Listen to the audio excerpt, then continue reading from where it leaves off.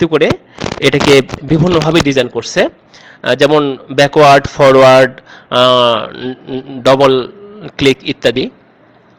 এই তো এখন আমরা এই মাউসগুলা, এই 3 ধরনের মাউস সম্বন্ধে আলোচনা করার চেষ্টা করব। এরপর দেখি ইন্টারফেসের উপর ভিত্তি করে 5 ভাগে ভাগ করা হয়েছে।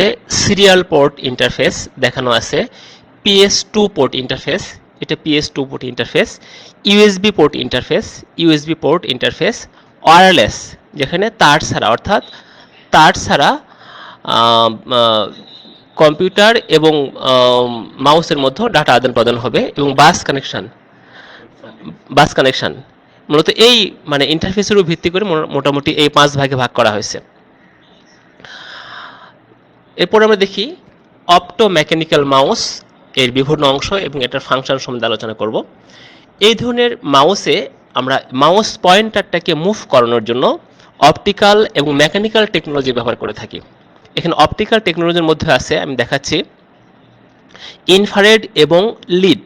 ইনফ্রারেড এবং সেন্সর আমরা ব্যবহার করছি অপটিক্যাল টেকনোলজি হিসাবে, আর মেকানিক্যাল টেকনোলজির জন্য ব্যবহার করছি আমরা হুইল, রোলার বা এক্সেল বা শ্যাপ বলে, যেটা বলে এটাকে, বল, রাবার বল, এবং এগুলো হচ্ছে আমাদের মেকানিক্যাল টেকনোলজি।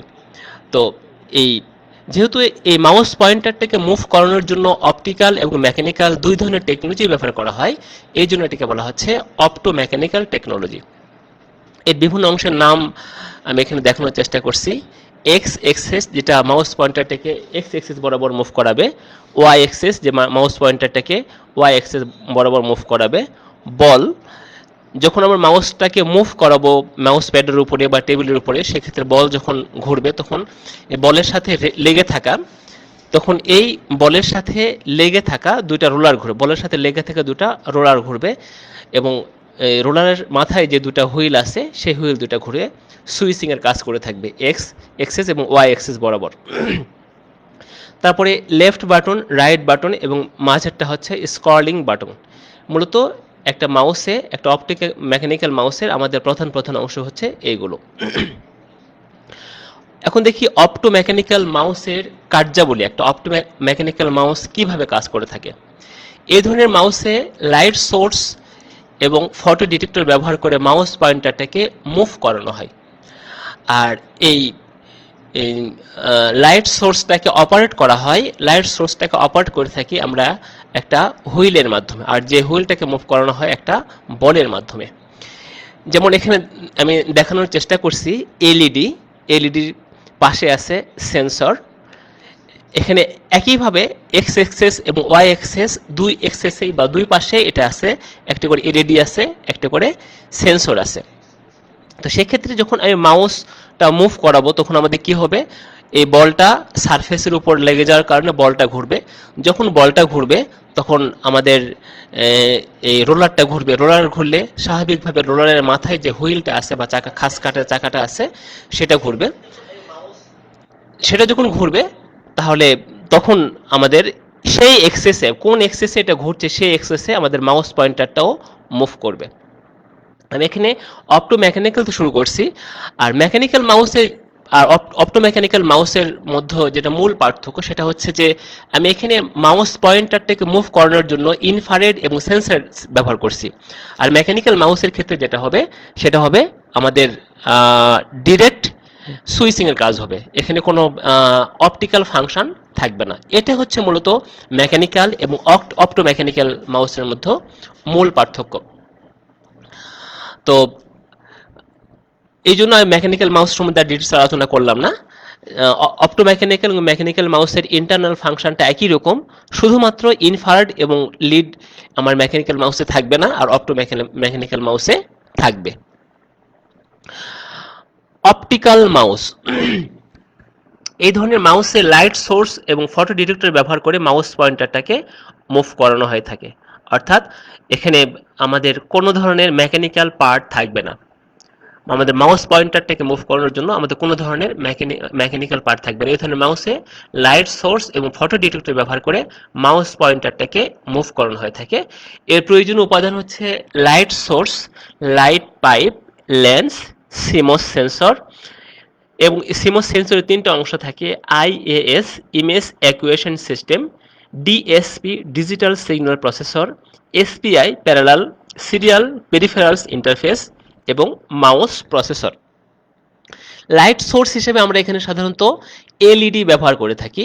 এই এলইডিটিকে বলা হচ্ছে লাইট সোর্স। লাইট পাইপ, যার মধ্য দিয়ে আলোটা আমাদের সারফেসের উপরে, যে সারফেসের উপরে আমি মাউসটাকে মুভ করাবো, সেই সারফেসে আলোটাকে পৌঁছে দেওয়ার জন্য আমরা প্রিজম আকৃতি একটা লেন্স ব্যবহার করে থাকি। এই লেন্সটাকে বলা হচ্ছে লাইট পাইপ, যার মধ্য দিয়ে আলোটা আমি যে সারফেসটা হতে পারে আমার মাউস প্যাড, আমার টেবিল, মোট কথা যার উপরে আমি মাউসটা রাখবো। লেন্স লেন্সের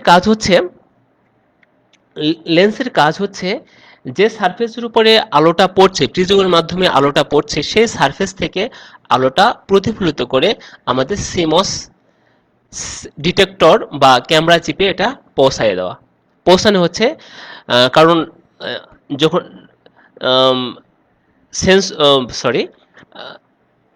যখন প্রিজমের মধ্য দিয়ে আলোটা আমাদের সারফেসের উপরে পড়বে, যে সারফেসের উপর মাউসটা রাখছি, সেখানে বেশ বড় জায়গার উপর পড়বে এবং সেই জায়গাটাকে আলোটাকে একটা রেতে পরিণত করার জন্য আমরা লেন্স হিসেবে একটা উত্তল লেন্স ব্যবহার করছি, যাতে করে এই আলোটাকে একটা রেতে করতে পারে, একটা ফোকাসে পরিণত করে আমার ক্যামেরা চিপে দিতে পারে। এই সিমস সেন্সরের তিনটে অংশ আছে, এখানে দেখি আমরা। Image acquisition system, light source হিসেবে এলইডি ব্যবহার করা হয়ে থাকে। প্রিজমকে লাইট পাইপ হিসেবে ব্যবহার করা হয়, যার মধ্য দিয়ে এলইডি থেকে আলো সারফেসে প্রবাহিত হয় এবং সারফেসকে আলোকিত করে। এখানে আমি দেখানোর চেষ্টা করছি LED, IC controller, lens and mirror and lens, camera IC, USB connection এবং মাউসের বাটন এবং ক্লক এক্সটার্নাল। লেন্স সারফেসের উপরে যে আলোটা পড়ে সেখান থেকে আলোটা প্রতিফলিত হয়ে সিমস সেন্সরে পাঠানোর কাজ করে থাকে। তারপরে আছে সিমস সেন্টারের তিনটে অংশ আছে।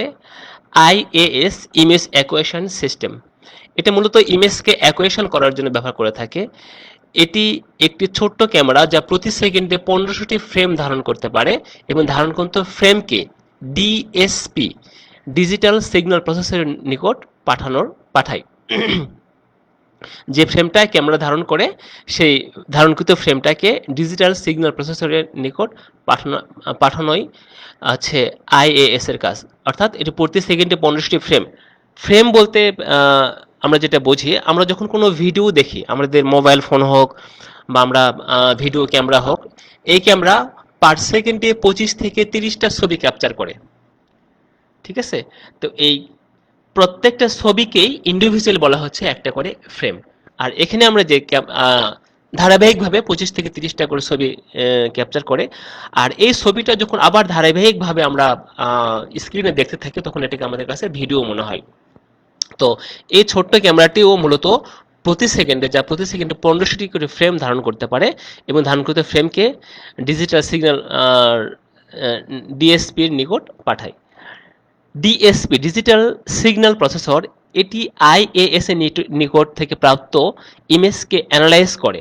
অর্থাৎ যে ক্যামেরা থেকে যে ফ্রেমগুলো পাইছে, সেই ফ্রেমগুলোকে সে অ্যানালাইজ করে দুইটা ফ্রেমের মধ্যবর্তী এক্স ওয়াই মধ্যকার ডিসপ্লেসমেন্ট চিহ্নিত করে নতুন ডিসপ্লেসমেন্ট তৈরি করে। অর্থাৎ একটা ফ্রেম থেকে আরেকটা ফ্রেমের দূরত্ব কতটুকু মুভ করলো, এটা সে অ্যানালাইজ করে একটা নতুন ডিসপ্লেসমেন্ট তৈরি করে তা এসপিআই সিরিয়াল পেরিফেরালস ইন্টারফেস নিকটে পাঠায়।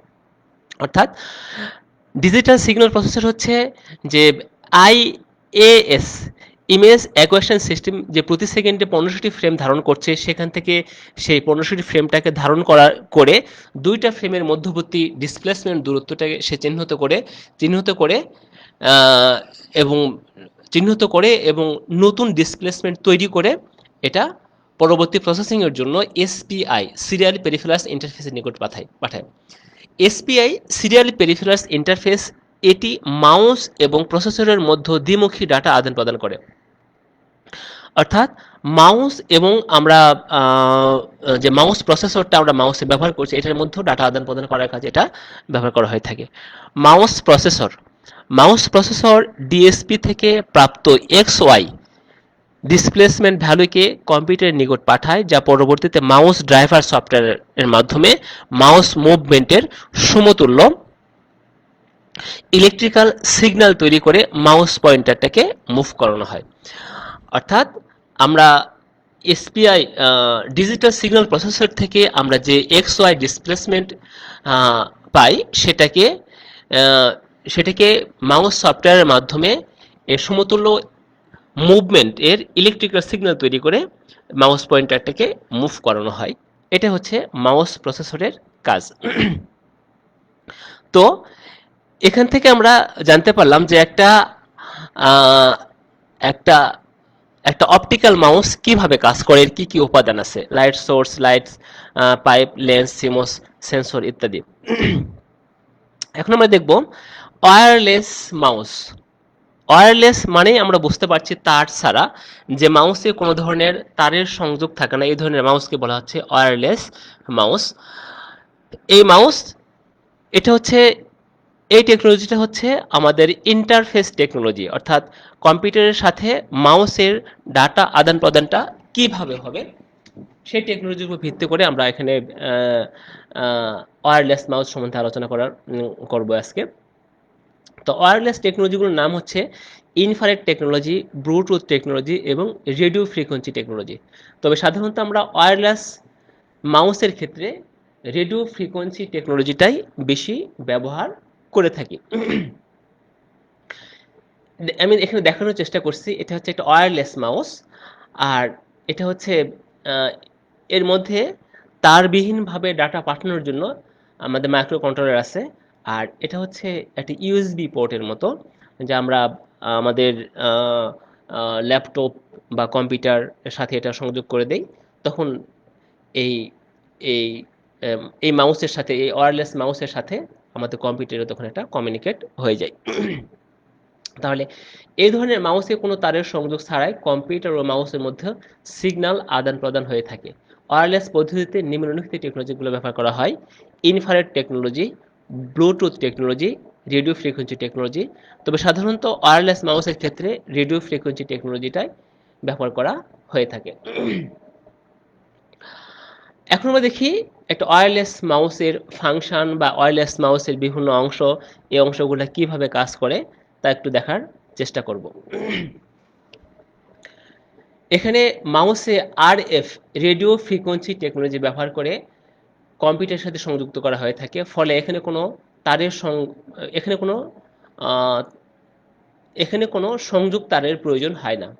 অর্থাৎ যেহেতু আমরা ওয়্যারলেস, তার ছাড়া আমরা রেডিও ফ্রিকোয়েন্সির মাধ্যমে ডাটা আদান প্রদান করব, এই জন্য এখানে কোনো তারের প্রয়োজন হয় না। আমি দেখানোর চেষ্টা করছি, এটা মাউস, আর এটা হচ্ছে আমাদের রিসিভার। মাউস থেকে যে ডাটাটা বা সিগন্যালটা যাবে সেটা রিসিভ করার জন্য আমাদের এই অংশটা আছে রিসিভার, এটা সেন্ডার। এর ওয়্যারলেস মাউসের মধ্যে কি কি অংশ আছে আমরা একটু দেখার চেষ্টা করি। RF transmitter, radio frequency transmitter, যেটা আমাদের মাউসের মধ্যে আছে, এখান থেকে রিসিভারের মাধ্যমে, এই রিসিভারের মাধ্যমে ডাটাটাকে আমরা সিপিইউতে পাঠিয়ে দেই। আরএফ রিসিভার, আরএফ ট্রান্সমিটার কর্তৃক ডাটাটা বা সিগন্যালটাকে গ্রহণ করার জন্য আমাদের এই যে ডিভাইসটা আছে এটাকে বলা হচ্ছে আরএস রিসিভার। মোশন সেন্সর, আমরা মাউসটাকে যখন মুভ করব এটাকে সেন্স করার জন্য একটা সেন্সর ব্যবহার করা আছে, এটাকে বলা হচ্ছে মোশন সেন্সর। মাইক্রো কন্ট্রোলার, আমার এই সার্কিটটাকে মাউসের সার্কিটটাকে পরিচালনা করার জন্য ট্রান্সমিটার এবং রিসিভার উভয় অংশেই আমাদের দুটো মাইক্রো কন্ট্রোলার আছে, আমি দেখানোর চেষ্টা করছি এখানে। অ্যাম্প্লিফায়ার, আমরা যখন কোনো মাউস মুভ করাবো, কোনো মাউসের কোনো বাটন প্রেস করব, এখান থেকে যে সিগন্যালটা তৈরি হবে সেই সিগন্যালটাকে অ্যাম্প্লিফাই, সেই সিগন্যালটা হবে খুবই ক্ষুদ্র মানের, আর এই সিগন্যালটাকে অ্যাম্প্লিফাই করার জন্য, সিগন্যালটা বর্ধিত করার জন্য আমরা একটা অ্যাম্প্লিফায়ার ব্যবহার করে থাকি। ব্যাটারি, যেহেতু এখানে কোনো তারের সংযোগ নেই, সুতরাং বাহির থেকে এখানে কোনো পাওয়ার আসার সুযোগ নেই। যেহেতু পাওয়ার আসার সুযোগ নেই, এই জন্য এখানে ইন্টারনাল পাওয়ার হিসেবে এখানে আমরা একটা ব্যাটারি ব্যবহার করে থাকি এবং এর দেখানো আছে দুইটা পুশ বাটন। সাধারণত দুইটা না, একটা মাউসে দুইটা, তিনটা, চারটা, পাঁচটা, আমি আগেই বলছি। যেমন left button, right button, left button ব্যবহার করা হয় কমান্ডের জন্য, রাইট বাটন ব্যবহার করা হয় অপশনের জন্য, মাঝেরটা হচ্ছে একটা হুইল ব্যবহার করা হচ্ছে যেটাকে বলা হচ্ছে স্ক্রল করার জন্য, পেজটাকে উপর নিচে মুভ করানোর জন্য। এ পাশে দেখতে দেখতে পাচ্ছ দুইটা বাটন আছে, একটা ফরওয়ার্ড, একটা হচ্ছে রিভার্স, অর্থাৎ সামনে পিছনে যাওয়ার জন্য আমরা দুটো বাটন ব্যবহার করছি। এটা কোম্পানি টু কোম্পানি ভেরি করে। বিভিন্ন কোম্পানি তাদের জিনিসপত্রের ডিমান্ড বাড়ানোর জন্য বা বিভিন্ন ধরনের সুযোগ সুবিধা তৈরি করে এটা বাজারজাত করে থাকে। আর এখানে এই মাইক্রো কন্ট্রোলারের সাপ্লাই দেওয়া হয় আমাদের কম্পিউটার সোর্স থেকে ইউএসবি কেবলের মাধ্যমে। তো শিক্ষার্থী, তোমাদের একটু বলে রাখি, একটা ইউএসবি কেবলে একটা ইউএসবি কেবলে 4টা লাইন থাকে। 4টা লাইনের মধ্যে একটা লাইন ডাটা সেন্ড করে, একটা লাইন ডাটা রিসিভ করে, আর দুটো লাইন থাকে, একটা ভিসিসিডি, একটা গ্রাউন্ড। তোমাদের বোঝার সুবিধার্থে আমি আরেকটু সহজ করে বলি। একটা ইউএসবি পোর্ট, এটা হতে পারে একটা পেন ড্রাইভ বা একটা মাউস, যখন বা একটা কিবোর্ড, যখন তুমি তোমার পিসিতে বা ল্যাপটপে সংযোগ করবা, দেখবে ল্যাপটপে যদি এটা অপটিক্যাল মাউস হয়, দেখবে যে ল্যাপটপের মধ্যে বা সরি মাউসের মধ্যে আলো জ্বলছে। তাহলে নিশ্চয়ই আমার ল্যাপটপ থেকে এখানে একটা পাওয়ার চলে আসছে।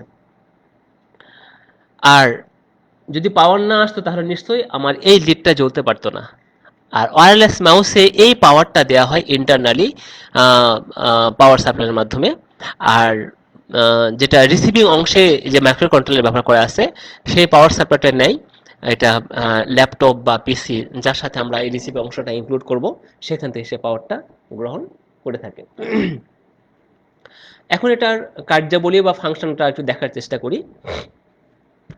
ওয়্যারলেস মাউসের উপাদানসমূহের সংক্ষিপ্ত বর্ণনা। RF transmitter, radio frequency transmitter. Transmit কে করবে? মাউস করবে।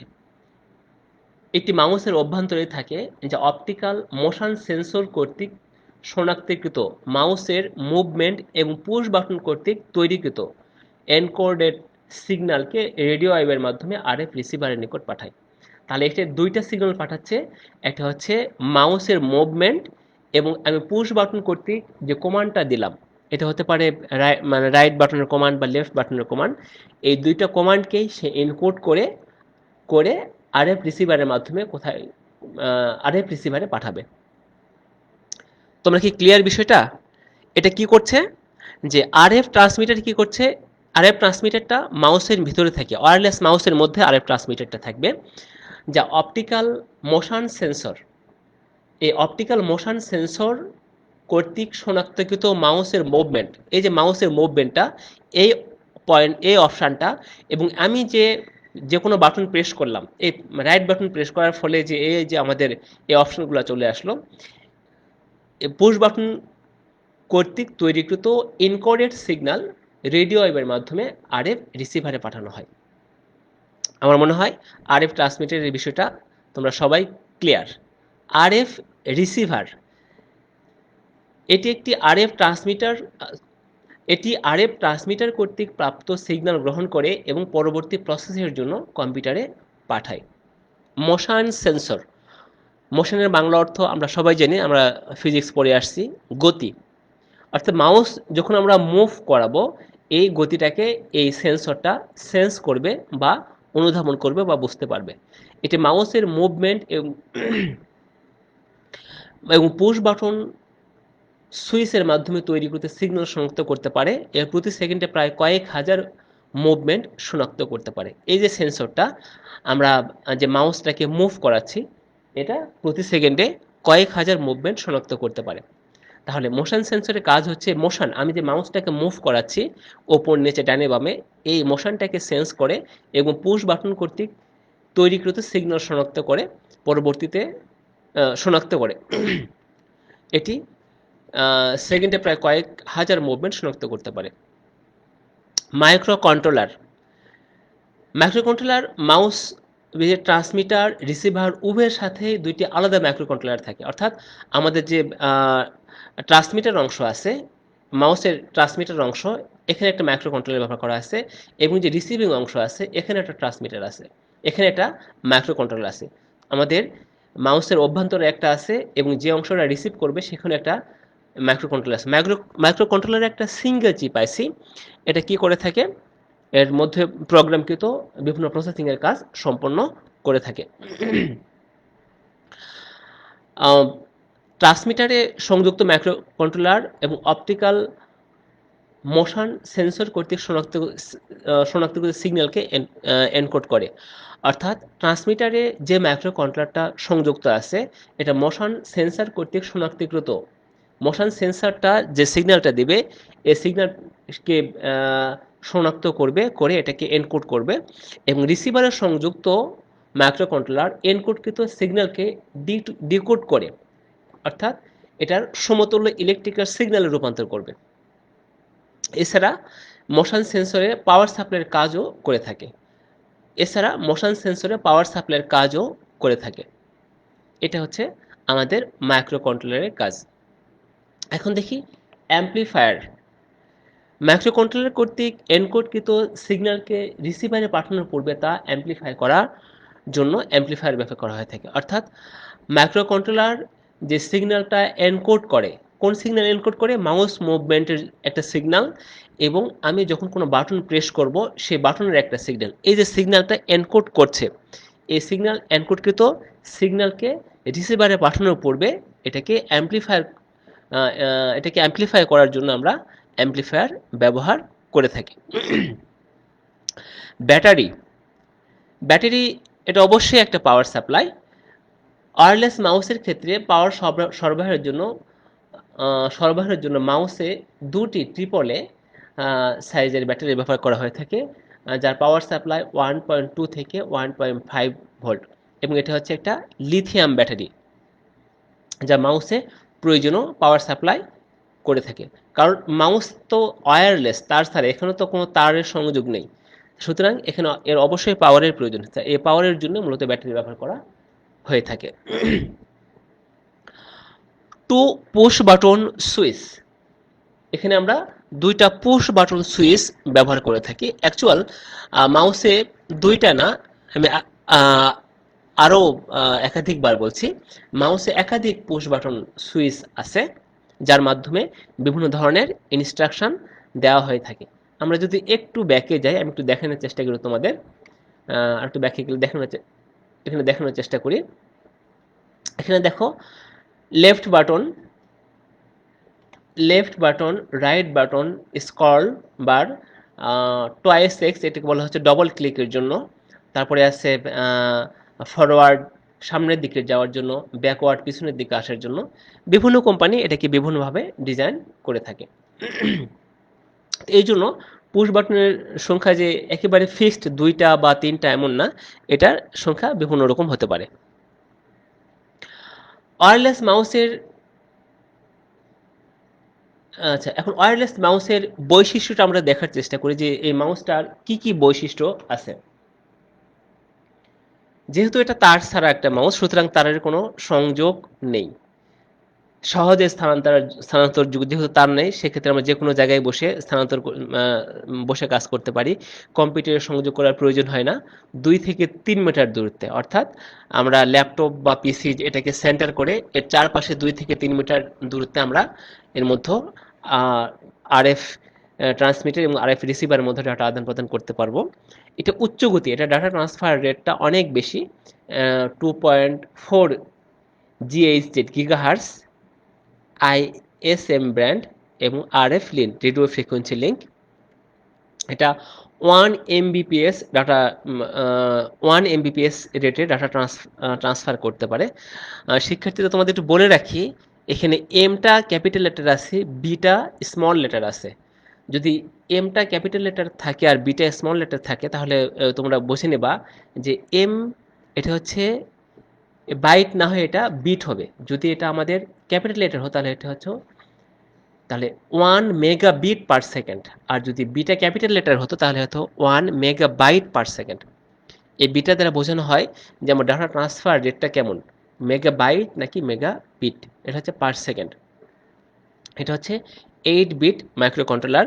প্রায় সব ধরনের আমরা যে অপারেটিং সিস্টেমটা বাংলাদেশের প্রেক্ষিতে ব্যবহার করে থাকি, উইন্ডোজ এক্সপি, উইন্ডোজ 10, সব ধরনের অপারেটিং সিস্টেমেই এই আহ, আহ, এই ওয়্যারলেস মাউসটা সাপোর্ট করে থাকে। তো প্রিয় শিক্ষার্থীরা, তোমাদের যদি কোনো প্রশ্ন থেকে থাকে আমি একটু কমেন্ট বক্সে দেখার চেষ্টা করছি যে তোমাদের কোনো প্রশ্ন আছে কিনা। অ্যান্সার করার মতো আমি তেমন কোনো প্রশ্ন পাচ্ছি না। তো আর যেহেতু এটা মূলত পুরোটাই থিওরি, এখানে ম্যাথমেটিক্যাল বা কোনো ইকুয়েশন ফাংশন নেই, সেক্ষেত্রে বাড়ির কাজ হিসেবে তোমরা আলোচ্য বিষয়সমূহ একটু আরেকবার দেখার চেষ্টা করবা। আর এখানে আমি যে স্লাইডে যে তথ্যগুলো ইনপুট করছি মূলত সংক্ষিপ্ত আকারে, আর আমি বিস্তারিত বলার চেষ্টা করছি। তো সেক্ষেত্রে জাস্ট এই বিষয়গুলাই তোমরা তোমাদের সৃজনশীল খাতায় উঠায় তোমাদের ক্লাস টিচারকে দেখানোর চেষ্টা করবে। এই আর পরবর্তী ক্লাসে আলোচ্য বিষয় থাকবে চতুর্থ অধ্যায়ে display and adapter. Display and adapter নিয়ে আমি আলোচনা করার চেষ্টা করব। আর এই ভিডিওটি পুনরায় দেখতে তোমরা দক্ষতা বাতায়ন অথবা www.skills.gov.bd অথবা দক্ষতা বাতায়ন তোমরা এটা ভিজিট করতে পারো। তো যদি কোনো প্রশ্ন থেকে থাকে আমি একটু দেখার চেষ্টা করছি, অ্যান্সার করার মতো তেমন কোনো প্রশ্ন পাচ্ছি না আমি। তো সবাইকে ধন্যবাদ জানিয়ে আমি আমার ক্লাস আজকের মতো শেষ করছি। সবাইকে ধন্যবাদ। আসসালামু আলাইকুম।